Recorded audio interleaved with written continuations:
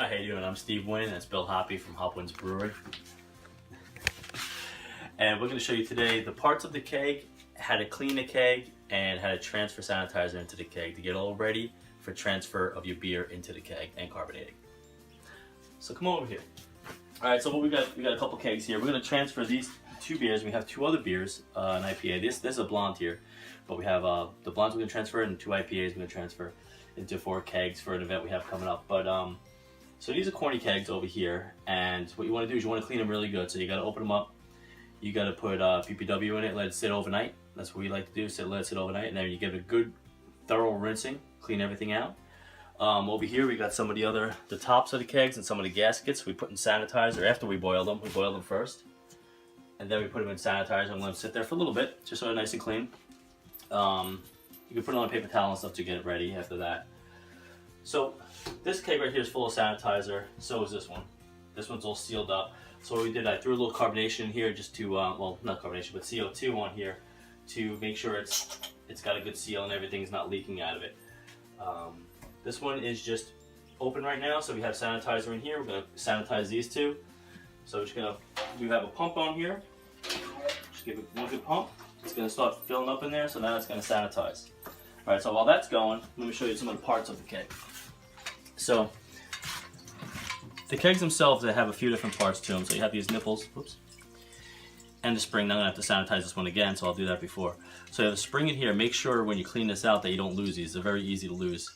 So they go inside here, and then they sit inside. And when they sit on top and you screw them down, it'll make a nice seal on there.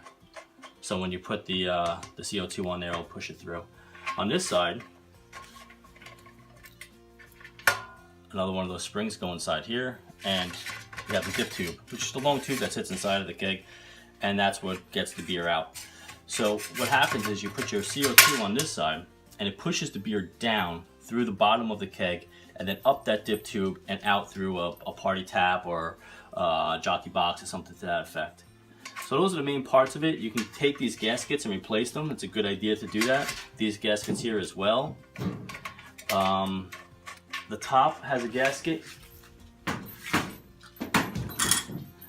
that sits right here. You can replace these. They're a great idea because these will go bad a lot. And people use keg lube to put on here to make a good seal.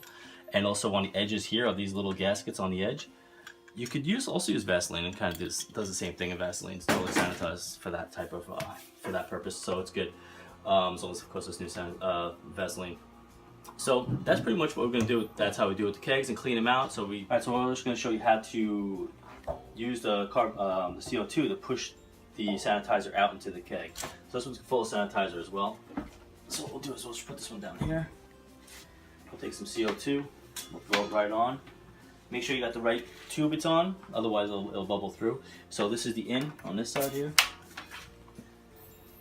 We've got some CO2 going in there. You don't need too much, so I'll just back it off a little bit, save some CO2.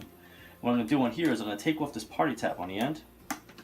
And I'm going to put this one on here.